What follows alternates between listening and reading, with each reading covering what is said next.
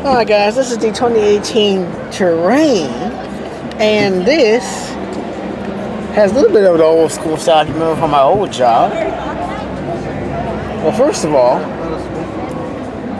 you'll notice there's no way to shift this thing until I realize it's hidden up here with the rest of the buttons.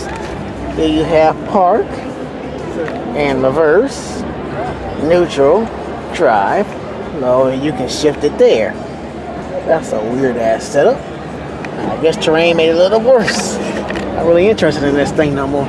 Just thought I'd point that out. Well, let's see what motor this thing has in it. 1.5 liter turbo 4-cylinder in this.